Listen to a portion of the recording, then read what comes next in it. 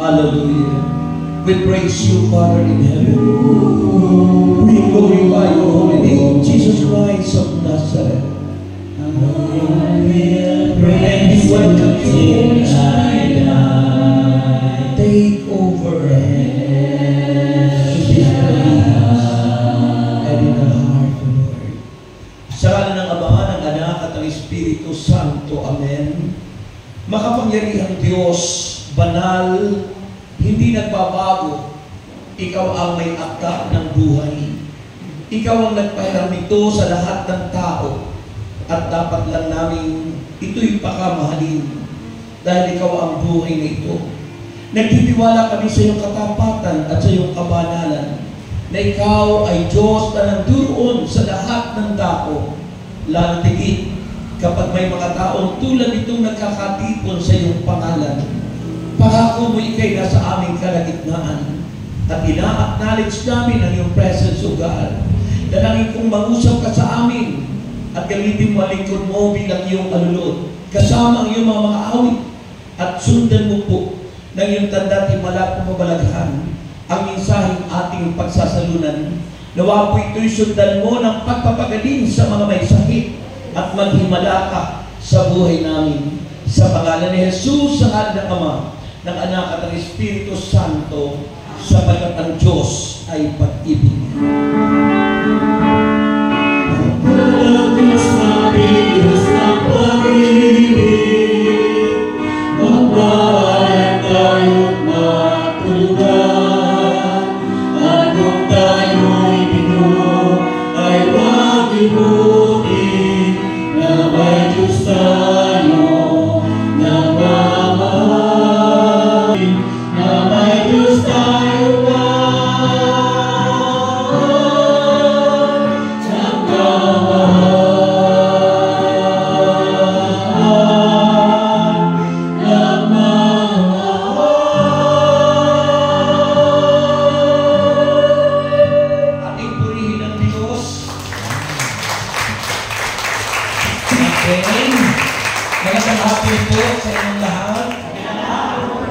Lahat ang sumagot, may bonus. Yan. Sumagot kayo? Gusto niyo magka-bonus? Ayan. Okay. Magandang hapon po sa inyong lahat. Lahat kayo may bonus. Okay. Ang gospel natin is taken from Luke chapter 13. Mabuting balita ng Panginoon ayon kay San Lucas. Kabanata 13, talata 1 hanggang 9. Nakita niyo na po. Luke chapter 13, verses 1 to 9. Ito yung Sunday Gospel. Sabi rito, dumating doon ang ilang tao at ibinalita kay Jesus na ipinapatay ni Pilato ang ilang mga taga-Galilea habang ang mga ito'y naghahandog sa Diyos. Sinabi niya sa kanila, akala ba ninyo, dahil sa sinapit nilang iyon, higit silang masama kaysa ibang mga taga-Galilea? Hindi. Ngunit, sinasabi ko sa inyo, malibang magsisi kayo talikuran ng inyong mga kasalanan, mapapahamak din kayong tulad nila. At ang labing walong namatay nang mabagsakan ng tore sa Siloe, sa akala ba ninyo'y higit silang makasalanan kaysa ibang naninirahan sa Jerusalem? Hindi. Ngunit sinasabi ko sa inyo, malibang magsisi kayo talikuran ang inyong mga kasalanan, mapapahamak din kayong tulad nila. Sinabi pa sa kanila ni Jesus ang talinghagang ito, may isang taong may tanim na puno ng igos sa kanyang tubasan. Minsan, tinignan niya kung may bunga ang puno, ngunit wala siyang nakita. Dahil dito sinabi niya sa tagapag-alaga ng ubasan, 3 taon na akong pumaparito at naghahanap ng bunga sa punong ito, ngunit wala akong makita. Putulin mo na, nakakaspik lang yan. Ngunit sumagot ang tagapag-alaga, huwag po muna nating putulin ngayon. Huhukayan ko po ang palibot at lalagyan ng pataba. Baka sakaling mamunga na sa susunod na taon, at kung hindi pa, sa apo ninyo ipaputol. Mga kapatid, ang mabuting balita ng ating kaligtasan. 145, pamilya muna.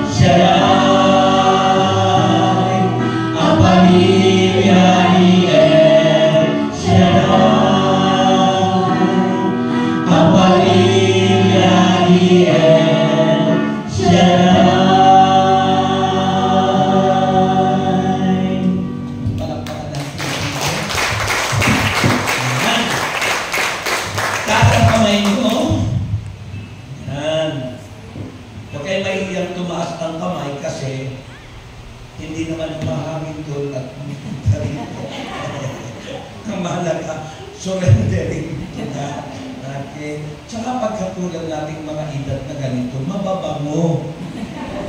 Di ba?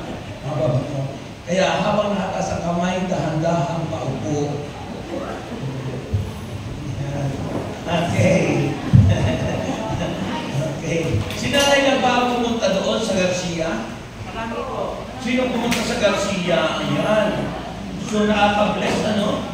Nagkapag-concert tuloy ako doon.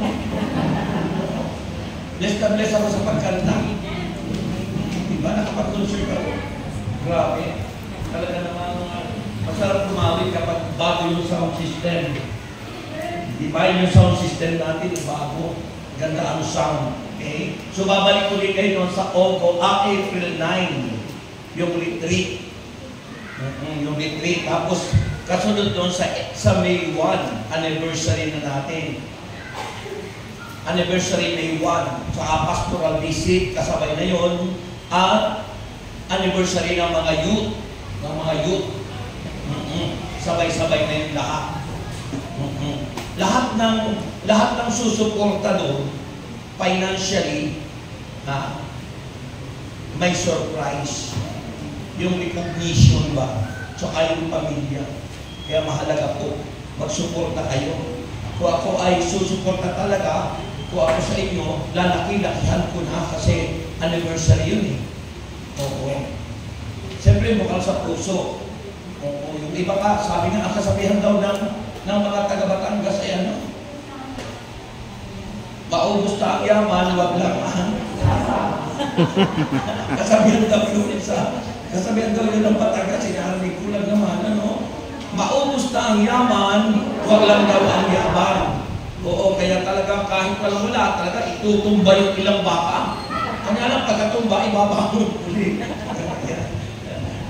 Okay, maganda po yung ating pag-uusapan ngayon, mga kapatid. Ang pag-uusapan po natin ay repentance and the importance of fruit bearing. Pag sinabing fruit bearing, yung pong mga bunga, naghahanap ang Panginoon ng bunga. Hindi hinahanap ng Panginoon yung ating mga bunganga. Ang hinahanap ng Panginoon bunga, fruit. Maging fruitful tayo. Mabunga. At yun po ang mensahe ngayong hapon ito, mga kapatid. Kung titignan po natin, mga kapatid, ang highlights po ng gospel, ng mabuting balita, yung binibigyan ng Panginoon ng pinaka-focus, highlights. Ano ba sa Tagalog yung ano? Kasi pag tinagalog natin yung highlights ay mataas na ilaw. Diba? Binibigyang diin. Yan, pinaka-buod. Yan. Yung pinaka-binibigay ng Panginoon na mensahe is about, sabi nga, the importance of repentance. Pag sinabi pong repentance, yung pagbabalik loob sa Diyos, yung pagsisisi. Ang tawag po dyan sa Grego ay metanoia. Sabihin yung metanoia. Ang ibig sabihin ng ibang maraming luya. Yun, sa labat yun. Pag metanoia, ibig sabihin yung pagbabago ng isip, pagbabago ng puso, at pagbabago ng aksyon o gawa. Kung po yun. Yun ang metanoia o yun yung repentance, yung pagbabalik loob sa Diyos, ay dapat makita sa atin yung tinatawag na change of mind, change of heart, and change of action. Pag hindi pa binago ng Diyos ang buhay ng tao, yung kanyang mga ginagawa, taliwas sa aral ng Diyos. Pero ba naman Kristiyano, Kristiyano ka, tapos taliwas yung ginagawa mo? Sabi ng Bible sa John chapter 10, verse 10. Alam niyo yan, di ba? John chapter 10, verse 10. Ano sabi doon? Ang magnanakaw, ang tinutukoy na magnanakaw ay si Satanas. Ang magnanakaw ay naparito sa mundo ito upang magnakaw. Ano yung ninanakaw? Lahat sa buhay natin. Magnakaw, magwasak, at pumatay. Magnakaw, magwasak, pumatay. Yun ang trabaho ng demonyo. Ninanakaw ang inyong happiness ng pamilya. Yung kaligayahan ng pamilya. Yung happy and prosperous life or family, hinanakaw ng diablo. Ninanakaw yung inyong magandang pagkakaisa sa pamilya. Alam mo ang binawasak ng demonyo, unang-una talaga, pamilya. Kasi pag nawasak ang pamilya, kasama dyan ang lahat, anak, lahat. Kasi gustong sirain ng demonyo ang buong mundo dahil tayo'y nanali sa kalaban niya. Dahil ang kalaban ng demonyo ay si Kristo. Kaya lahat ng nananampalataya kay Kristo, inaabangan ng demonyo. Pero huwag kayong matatakot. Kasi binigyan tayo ng kapangyarihan ng Diyos upang labanan ang gawa ng demonyo. Ano ang panlaban niyang unang-una para labanan ang demonyo? Sabi ng Bible, there is power in the name of Jesus. Kaya sabi natin, madalas sinasabi natin, in Jesus' name. Oh, di ba po kabibig natin yun? In Jesus' name. Because there is power in the name of Jesus. Kaya, ang very powerful na pagbanggit niya dapat kumpleto. In the name of Jesus Christ of Nazareth. Yan, nasa Acts of the Apostles yun. Nung sila'y magpalayas ng demonyo, doon sa isang lumpo na namamalimos sa isang templong maganda, dumaan sa San Pedro.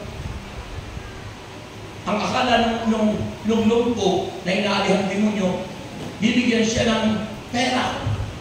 Pero ano sabi po ni San Pedro? Ano sabi?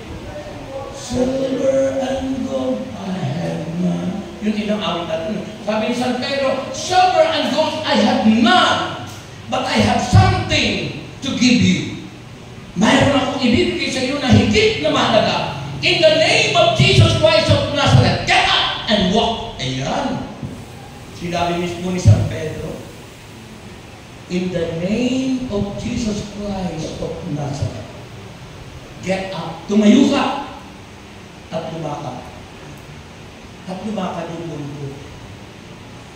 Lumakad po yung mundo.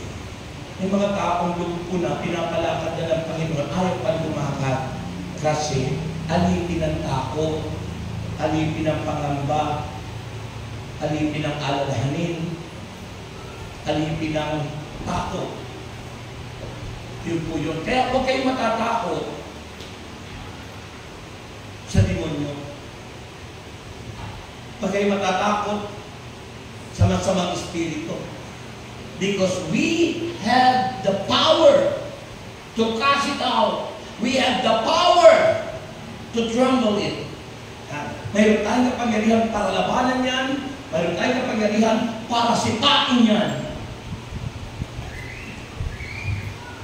Wala akong kausap. Ginagamit, diba? In exercise, diba? Kaya baguhin niyo po yung laki-laki Jesus name, in Jesus name. Ay marami pong pangalang Jesus sa sa Biblia. Maraming fake. May bulitaw nga dito sa Pilipinas na fake. Ay, nakakulong ngayon. Di ba ano? Kumakandidat ng mga daw yata. Pero, tandaan niyo po, sinabi ng Bible, huwag agad-agad tayo maniniwala dahil maraming magpapanggap na propeta. Ililigaw ang marami. Ngunit, ang magpapakatatag at mananatiling tapat hanggang wakas, sila lamang ang tunay na maliligtas.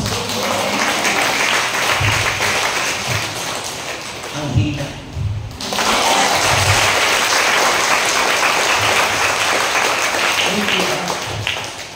Kaya ano sabi ng Bible? Metanoia. Change of mind. Why? Because our mind, ang ating isipan ay pintuan. The door. Mind is the door of evil and good. Sabi ng Romans 12 verse 2, di ba? Huwag kayo anyang umayon sa takbo ng mundong ito, mag-iba na kayo at magbago ng isip. Magbago ng isip. Alam mo ang problema ng tao? Ang problema natin is our mindset. Yung bang kinagistan mo na yung isip mo. Kaya minsan mahirap mabago ang tao eh.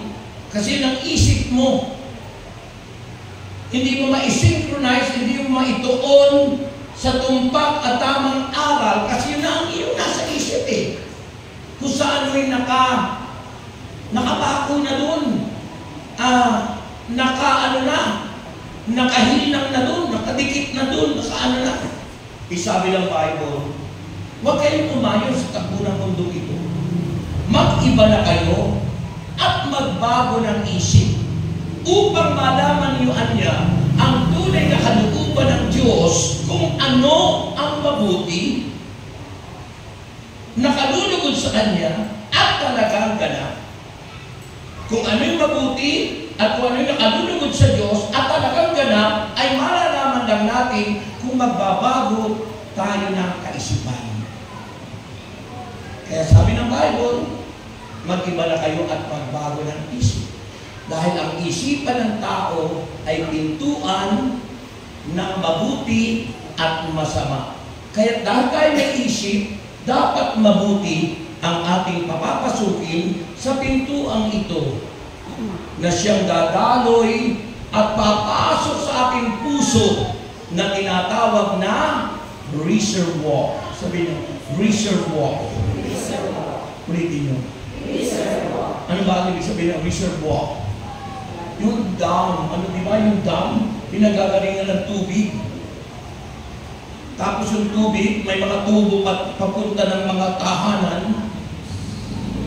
Sa Tagalog, reservoir, imbakan. Imbakan. Kasi sa pagbabasahin mo sa salitang English yun, sa wrong pronunciation ay reservoir. Pero ang pronunciation na reservoir. Reservoir. Diba? Parang yung simbahan, yung harap ka ng simbahan, yung simbahan, yung harap na gano'n, di ba? Yung dingding. Yung dingding ng simbahan, di ba? Tapos tayo sa taas, yung dingding na gano'n, sa harapan, pag tinignan mo, ang English dyan ay facade. F-A-C-A-D-E. Pero ang baba, pag binasa ng wrong pronunciation ay facade. Facade. Pero ang pronunciation ay facade. So, ganun din po sa reservoir. Reservoir. Sabihin mo, reservoir. Sabihin mo, facade. Yun. May natutunan tayo. Facade. Ang spelling ay F-A-C-A-D-E. Yun yung front. Yun yung katulad ng front ng simbahan sa Macau na bumagsak. Yun lang ang natira. Yung ruins ng Church of St. Paul sa Macau na tinawag na Church Facade na laging pinagpipicturean ng mga turista. Amen. So, yung puso natin, imbakan. At ang dapat iimbak dyan ay yung mabuti, hindi yung masama. Kasi po, pag pumasok sa isipan, pintuan yung isip, ang puso, imbakan, reservoir, yun ang lalabas. Yun ang gagawin na natin. Yun ang nasa isipan natin. Kaya ginagawa. Kaya lahat ng ginagawa ng tao nagdaan sa isip, pumasok sa puso, lalabas sa ating puso at sa ating mga kamay. Yun na yung action. Kaya sabi ron, change of action. Metanoia, change of mind, change of heart, change of action. Nabago yung isip, yung mindset, nabago ang heart, puso. Yung dating naka-impact dyan, masasama, nabago ang gawa. Kasi sabi ng Mark 7 verse 21. Ano ang sabi ng Marcos 7:21? Marcos 7:21. Ano po ang sabi? Dito, babasahin ko. Marcos 7:21. Pag sinabing 7, anong tawag sa 7? Chismosa. Mahilig 7. Sabi ko dito, Mark chapter 7 verse 21. Sabi ng Bible ay, sapagkat sa loob, sa puso ng tao, nagmumula ang masasamang isipang nag-uudyok sa kanya upang makiapid, magnakaw, pumatay, mangalunya, mag-imbot, gumawa ng kasamaan tulad ng pandaraya, kahalayan, pagkainggit, paninirang puri, pagmamayabang, at kahangalan. Mula verse 21 po yun hanggang 23. Sabi po ng verse 23, ang lahat ng masasamang bagay na ito ay nanggagaling sa puso. Yung pusong imbakan ang naimbak masasama.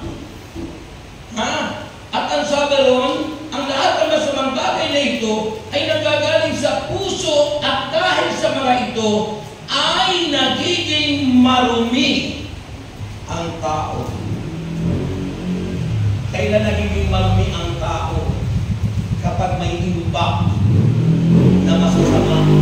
Na yung masasamang yun na ang ating gagawin. Kasi yung nandun sa imbakan. Diba? Yung tubig na galing sa dam, dadaloy doon sa tubo, diretso sa bahay nyo. Kung madumi yung laman doon, madumi ang dadaloy sa tahan natin. Gagawin naman sa puso natin. Kung marumi yung puso natin, ang gagawin natin kasamaan. Kung ano niya ang bukang bibig, siyang laman ng dibdib. Kung ano yung bukang bibig ng tao, yun ang laman ng kanyang dibdib. Ano ang madalas na narinig yung bukang bibig ng tao ngayon? Mahirap. Mahirap ang buhay. Walang pera. O kaya, kung anong yung isipin at sabihin nyo na mangyayari. Kaya sabi ng Bible, mag-iba na kayo at magbago ng isip. Kasama ako doon. Yun lang nakasulat sa Bible, mag-iba na kayo. At ibig sabihin tayong lahat, mag-iba, baguhin. That is metanoia, that is repentance. Nang ibig sabihin ng repentance o pagpabalik loob sa Diyos, unang babaguhin isipan. Yung lagi ang nasa isip, paninirang puri. Kaya gumugulo ang bansa natin dahil sa siraan at siraan. Hindi sa Diyos yun. Dapat tahimik. Ikaso hindi tatahimik yan dahil sila nagsisiraan. Sila nagpapalabas ng mga fake news. Alam niyo yung sinabing fake news? Anong ginagamit? AI, sabihin niyo. Letter A at saka letter I. Yung po yung abbreviation ng ibig sabihin po ng A, artificial. Artificial. Di ba pag sinabing bulaklak, artificial, plastic yun, hindi totoo. Artificial, tapos yung pong I, intelligence. Yung pong AI, artificial intelligence, is one of the branch of internet. Yung pong ano yung sa computer. Diba? Yung pong katulad yan ng Microsoft. Microsoft Word, yung mga ano, yung po baka ganun. Na yung po ay po pwedeng gamitin sa karon, po pwede, kung isi-search nyo po, mimic. Anong ibig sabihin ng mimic? Pwedeng gayahin. Yung boses ko, boses na ganito, boses na ganyan. Akala mo siya yung nagsasalita dahil nilalagay yung picture, pero hindi siya yun. Mimic, ginagaya. That is AI. At maraming mangmang na naniniwala. Like for example, maraming tao lalabas, papatungan ng word. Akala mo, followers nila. Kala mo followers ni ganito, ni ganyan. Pero that is AI, that is fake news. At yan ang kilos ng kaaway, sirain ang buong mundo. Ako po marunong gumawa ng AI. Pwede kasi picture, pwedeng video, pwedeng boses. No? Idadamlog mo lang naman yun. O pwede kong gawin na gumagawa kayo na halimbawa naked. Gumagawa kayo ng masama para sirain kita. At ibubulgar ka sa buong mundo. Bakit siya ganito? Nakikita pa ganun, hubot-hubad ganito. Pero hindi ikaw yun. Fake news. At yun ang sabi dati kanina, si Satanas ay napalito pang magnakaw, magwasak.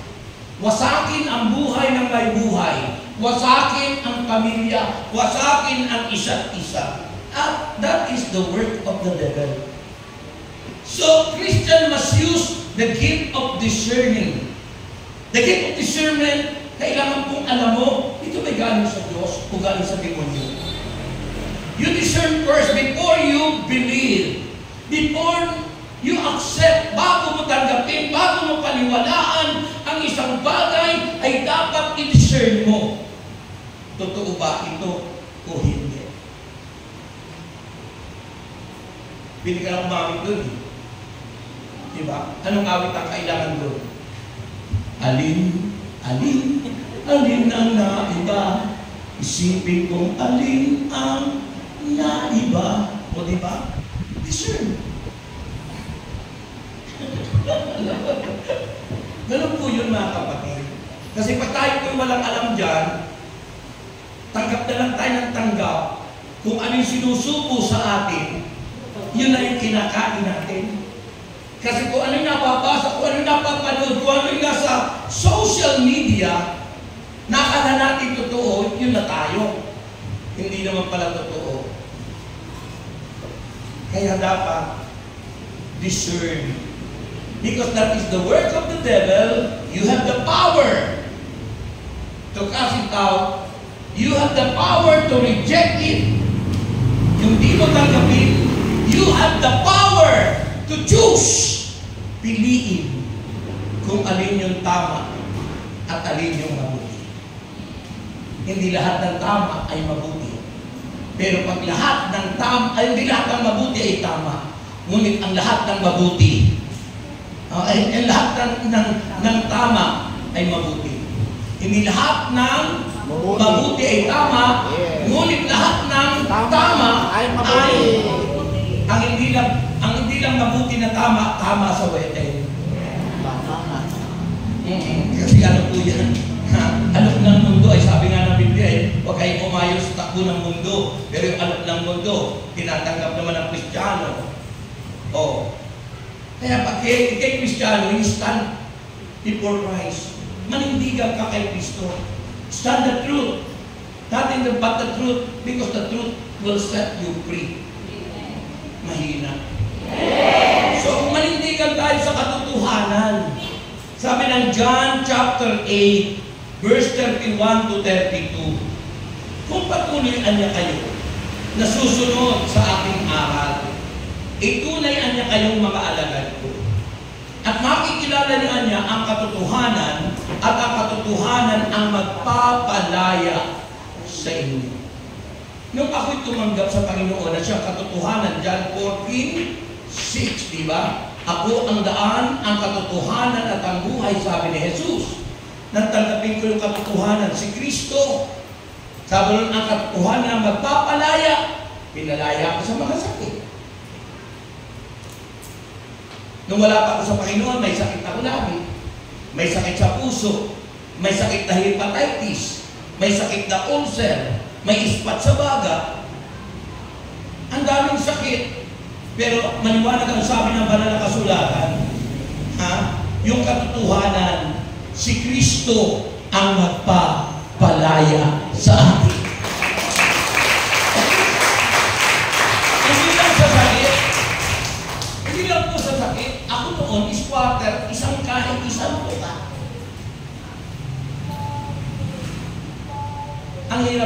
buhay namin. Kasi po, 3 taon pa lang ako, pinatay na yung tatay ko. Pinatay, hindi namatay naman. Pinatay ng bayaw dahil sa inggit. Kasi noong kami, medyo may kaya sa buhay, kami ay 6 kaming magkakapatid, namatay yung isa kong kapatid na lalaki. Kaya ako na lang natin lalaki, kaya ako lang yung gwapo sa kanila. Kasi puro babae po yung 4. Ako na lang po yung natirang kasi yung lalaki kong kapatid namatay din sa Tekdas. So, 3 taon pa lang ako, di ko nakilala yung tatay ko kung anong itsura niya. Picture na lang, ay picture ng unang panahon, drawing lang yan eh. Nakikita kayo ng gano'n na picture na drawing, parang bluish ang dating. Parang kulay blue-blue ang background. Napakagwapo doon sa picture ng tatay ko eh. Para pong si FPJ, kagwapo. Kasi lang yung parang painting. Isa naman po makikita yun. Dahil po sa hirap ng buhay, nung mamatay tatay ko, hindi naman po naasikaso nung nawala na rin sa libingan. Kasi pag hindi pala yung binabayaran, ay nawawala. Kaya wala po ako nagatnan. Kahit buto, kahit ano. Ayan po ang kaya naghirap po kami. Yung lahat ng lupain na aming nilulupa, kinuha lahat sa amin. Sinamsam. Hindi kami binayaran sa tagal na panahon. Kasi tenant kami. Isipin mo po. Kaya naghirap po kami. Hirap na hirap. Yung nanay ko po, bata pa din, mga mag-30 pa lang po na siya ay mabalo. Dahil po noon, ang mga babae, mabilis kumalingking. Nag-asawa po ng maaga, yung nanay ko. Kaya po, nagkaanak ng 6, namatay naman yung tatay ko. So, ang nagpalaki na lang, yung nanay ko. Hindi naman kami tinutulungan ng mga kamag-anak namin, nakakapi sila sa amin. Isipin mo po yun. Lahat ng kapatid ko hindi nakapag-aral. Ako lang po ang nagsikap mag-aral. Kailan ako nag-graduate ng college? Nung ako'y 64 years old na. Dahil ako po ay 69 years old. Sa College of Divine Wisdom. Dahil ako noon nag-aaral na, pero putol-putol, hindi ko kayang Kaya po, salamat sa prayer partner din sa ating ministry sa pagkatagtay ng eskwelahan, natupad yung pangarap ko. Nakapag-college ako at may ebidensya di ba? At naging cum laude pa. Ay wala naman katapusan ng pag-aaral. Nung nakaraang, nung Martes, nag-graduate na naman ako, ibang kurso naman yun, Kaya yung diploma certificate of evangelization, di ba? Kasi masarap kong mag-aral. Kaya tayo nag-aaral ngayon, huwag kayong makinig kayo sa pag-aaral ng Biblia, sapagkat ang salita ng Diyos ay buhay at mabisa. Ang salita ng Diyos ay may kapangyarihan. Ang salita ng Diyos ay nagpapagaling sa lahat ng uri ng sakit at karamdaman. Ang salita ng Diyos ay higit pa sa lusartan na inyong maintenance. Opo.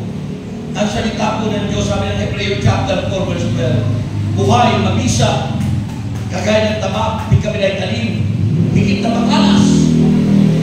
Kaya gaano katindi ang salita ng Diyos, higit pa yan sa mamahaling gamot, sabi ng Biblia, higit pa yan sa inyong tinitake na nagiging maintenance ng buhay nyo. Alin ang mabisang maintenance? Ang salita ng Diyos. Dahil ang salita ng Diyos ay si Jesus, ang salita ng Diyos ay buhay, ang salita ng Diyos ay katotohanan. Kaya kahit kayo mag-take naman mas gamot, kung wala naman kayo pananampalataya kay Kristo, kung hindi naman yung tinatanggap na totoo si Kristo, hindi kayo gagaling. Para kayo yung babaeng dinudugo na 12 taon, naubos ang kayamanan sa kapagamot. Naghirap. Pero nung marinig niya, ang salita ng Diyos at si Kristo yung nangangaral, nakipagsiksikan. At ang sabi ng babae yun, mahipo ko lang ang laylay ng damit ng Panginoon, gagaling ako. Dapat yun ang isipan natin. Isipin nyo na agad yun. Pagdalo ko sa May 1 anniversary, magawa kayo ng isang magandang goal nyo sa buhay. Yung sabi ko, ang inyong prayer request, isang para sa sarili nyong espesyal. 4 na para sa pamilya nyo at 5 para sa pangkalahatan. Bali 10 prayer request po yun. 1, 4, 5. Isa para sa sarili mo, 4 para sa pamilya mo, 5 para sa pangkalahatan. Kaya sa bansa, sa kaibigan mo, sa kumari mo, ikaw ay inutangan na di ka binabayaran, lahat yun pangkalahatan, general. At maniwala ka. Parang sinabi ng babaeng dinudugo, mahipo ko lang ang damit, ang laylayan ng damit ng Panginoon, gagaling ako. Kaya para hindi kayo makapagsiksikan sa May 1, maaga kayo pupunta. Kasi tinitiyak ko po yan, aapaw po yun. Kasi ako po, ilan yung pinuntahan ko pong pastoral visit. Apaw. Yung start na sa Cavite. Ngayon, sa Rizal. Hindi naman ako nakasay kasi yung speaker ko sa pagpapaliwanag. Diba? Kaya po, nakipagsiksikan yung babaeng balo. Yung babaeng dinudugo. Hindi pala balo yun. Babaeng dinudugo. O di sinabi kong balo, may asawa pa o dalaga o ano. Nakipagsiksikan. Ano sabi doon? Kaya siya nakipagsiksikan doon, wala na siyang kayamanan, wala na siyang pera. Sabi roon sa Biblia, naubos na ang lahat ng kayamanan sa kapapagamot. Ngunit nang marinig niya ang mabisang salita ng Diyos, siya'y naniwala at sumampalataya at siya'y gumaling ng mahipo niya ang laylayan ng damit ng Panginoon. Sabi ng Panginoon, sino yung humipo sa akin? Sabi ng mga alagad, Panginoon naman, ang dami-daming tao. Tatanungin niyo pa kami, hindi namin alam kung sino humipo sa iyo. Talagang, sabi ng Panginoon, sino humipo sa akin? Kasi may power na narinis. May kapangyarihang lumabas. Ganun po pa tayo, may panampalataya sa Diyos. Kung ano yung inisip natin, sinabi natin, alam ng Diyos, may power na narinis sa iyo at magiging answered prayer ka. Kahit handa ka ng mundo, pag inisip mo, sinabi mo, because of faith is the contact point. Pananampalataya, ang Diyos nagre-release ng power. At kahit gaano kalayo, saan ka mang nanduroon, tatanggapin mo ang kanyang tugon. Answer prayer. At sabi ng Panginoon, yung babae nung hinahanap siya, siya na yung nagtapat. Sabi niya, Panginoon, ako po yung humipo sa iyo. Akala niya kasi pagagalitan siya. Pero nung nag-amin siya na siya yung humipo, yung bahagyo ng metanoia ng pagbabalik loob, kailangan ipagtapat mo lahat ng iyong pagkakamali at pagkakasala. You need to confess everything to God. Nung ipagtapat niya na siya, kasi kung hindi niya siya magtatapat, nagsisinungaling siya. At alam nyo, ang sinungaling, sabi ng Revelation 21 verse 8, liar go to hell. Ang lahat po ng sinungaling ay mapapasaapoy na impyerno pag di tayo magbabalik loob sa Diyos. Kaya isipin nyo, baka kayo nagsinungaling, bihira sa tawang hindi nagsisinungaling. Lalo na yung may mga asawa na lalaki at babae. Ako doon, nung wala pa ako Panginoon, madalas ako nagsisinungaling sa asawa ko nung una kong asawa, ngayong pangalawang asawa na sa Panginoon ako, kaya hindi ako nakapagsinungaling sa asawa ko ngayon. Kaya ang lahat po ng sinungaling ay mapapasaapoy na impyerno. Kaya ano pang gagawin mo? Magbalik loob. Magsisi, tumalikod, aminin ang kasalanan at gagawin ng Diyos ang nararapat para sa atin. Amen. Kaya sabi ng Panginoon, ang umamin ng babae, anak, pinagaling ka dahil sa iyong pananalig. Purihin ng Panginoon.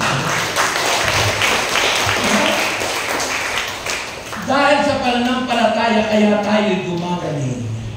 Sabi ng Exodus chapter 15 verse 26. Ano sabi doon? I am the God that healeth thee. I am the Lord, your healer. Sabi niya doon, I send my word and heal your disease.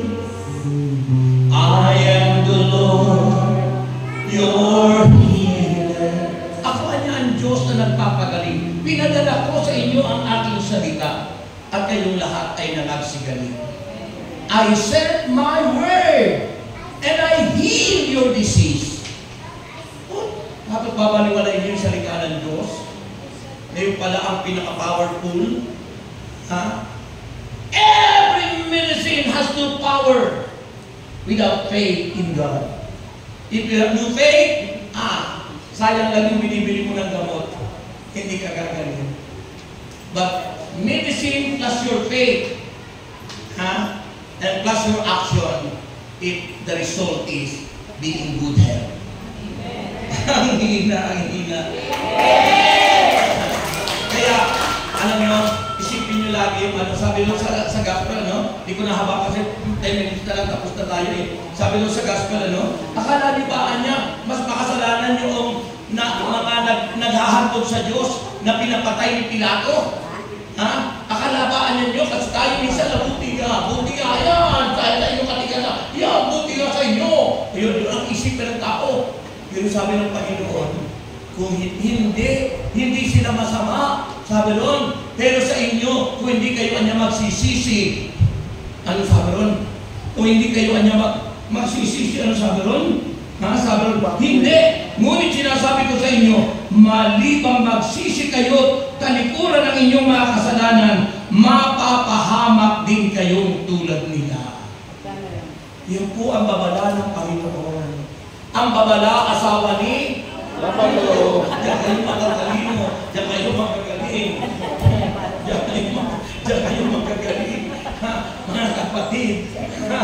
Sabi ng Panginoong babalayang, reminder, paalaala, na kung di tayo magsisisi, kung di tayo magbabalik loob, akala natin yung mga napapahamak, ay, mas masama, ayan, ano ba na sila, ayan, nanghuhusga na tayo. Pero sabi ng Panginoon, gayon din sa inyo, kung hindi kayo magbabalik loob at hindi kayo magsisisi, mapapahamak din kayong tulad nila. Amen. Yun din yung nadaganan na 18 tao nang bumagsak ang tore sa Siloe. Sabi ng mga tao, yan, ang titigas kasi, sinabi ng huwag nang aakyat yan sa tore na yan, huwag pupunta roon, ayan, nabagsakan tuloy. Kaya ang titigas na yan ang tuloy. Ano sabi ng Panginoon? Hindi sila masama. Pero kung hindi anya kayo magsisisi at magbabalik loob sa Panginoon, mapapahamak din kayong lahat tulad nila. Amen. At mula noon hanggang ngayon, yung mahirap na Brother X pinalaya sa kahirapan. Nakapag-aral, binigyan ng asawang maganda, nagkaanak ng 3. Sa una ko may 5, kaya nakawalo ako. Kayamanan mula sa langit. At yan ang masarap sa buhay. Kasi natutupad natin yung sinabi ng Panginoon sa Old Testament time. Sabi nun, replenish the whole earth. Subdue.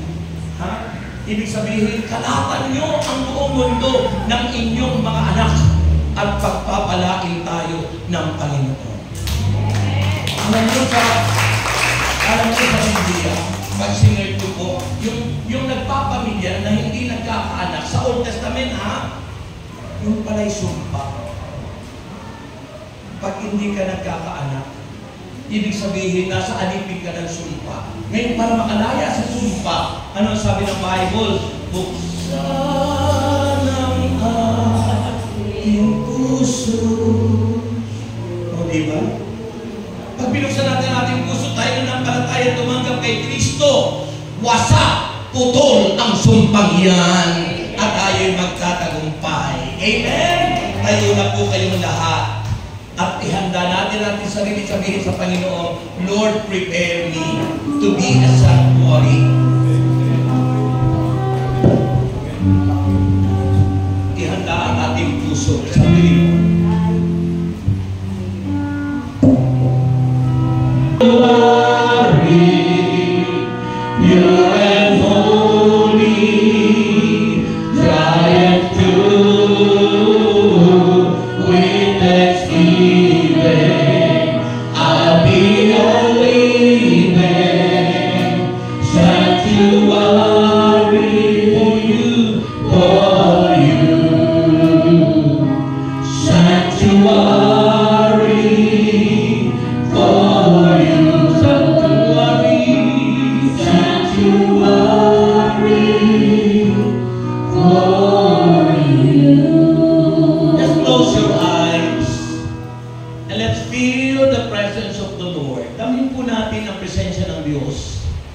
You know, if you have faith on Him, kung may pananampalataya ka sa Kanya, maranasan mo ang Kanyang kapangyarihan.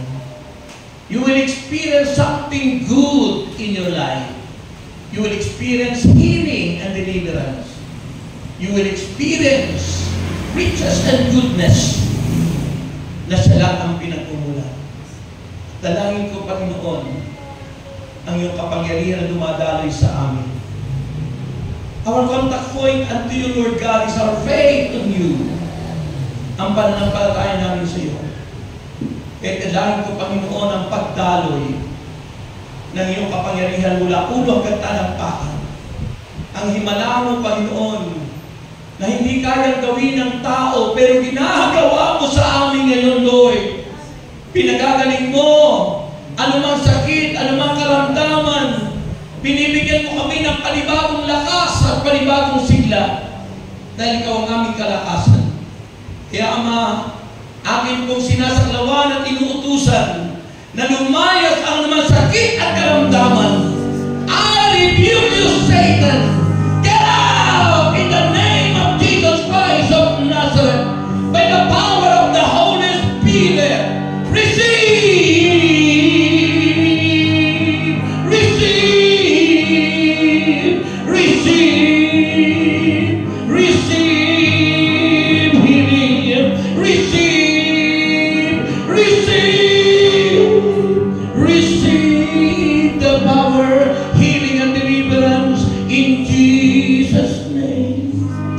Claim the power. Be healed. Be healed. Ama naming Diyos, kami baluti ng banal ng dugo bilang protection at di na bumalik ang kaaway na sakit. Di na bumalik anumang kilos ng diablo because we are protected with your precious blood. We thank you, Lord. We glorify you. And we bring you back all the glory, honor, praises, and thanks to God. In Jesus Christ's name. And everybody say, Amen. Thank you, Lord. Sabihin nyo. Sabihin nyo, thank you, Lord. Thank you, Lord. Palakpakan nyo ng malakas si Lord. Sabihin nyo ngayon, I am here. Magaling na ako. Sabihin mo, I am strong. Malakas na ako. Sabihin mo ngayon, I am good health. Wala akong sakit. At sabihin mo ngayon, I am rich. Mayaman na ako. Sa ngalan ni Jesucristo na taga Nazaret. Anong sagot? Palakpakan natin si Lord. Itaas ko ang lahat ng inyong mga prayer request, God. Anumang bagay na ito, itaas sa Panginoon at manalig kayo sa Lord. Yung po mga tarpaulin, dapat po ikakabit nyo sa bahay nyo, yung nakikita ng tao. Then picturean nyo, isend nyo po doon sa ating GC. O hindi po, wala kayo, kung hindi kayo nakakonect doon sa GC, isend nyo doon sa disciple in charge nyo dito. Kung sino yung contact disciple person, para po ma-send sa akin yung mga picture no, ikakabit nyong tarpaulin. Okay? Taas po natin yan. Ama namin Diyos, magpasal ang mga bagay na ito, panyo, asin, langis, Biblia, wallet, bag, passport, papeles, At inaakin namin, Panginoon, ang mga bag and wallet ay pupunin nyo ng pagpapalang siksik-liglig at umaapaw na kung saan tinitingnan mo, hindi ang aming kahinaan, kundi ang aming pananampalataya sa iyo. Diyos, pagpalain po ang aming mga prayer requests na inaakin na po namin kami lahat ay answered prayer na. And Lord, ibabalik po tulad ng iyong pangako ang aming mga alay at tandog ng siksik-liglig at umaapaw, Lord. We thank you and we say, give thanks with a grateful heart of Jesus. Ihandog na po natin yan lahat.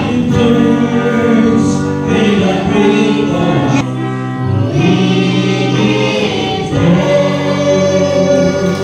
Ihahagis ko yung bonus.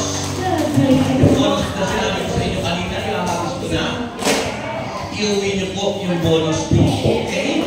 May the Lord God bless us all now and forever. In the name of the Father, and of the Son, and of the Holy Spirit. Amen. Ang sasabihin niyo paghagis ko ay, thank you, Lord. Thank you, Lord. Okay? Ito na ang unang bonus!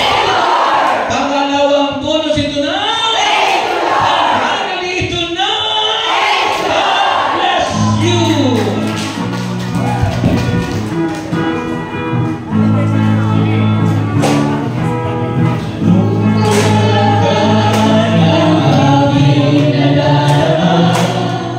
Sa liga mo'y nakikinig ng banal na salita. Hinahanap ko ang susi ng kanyang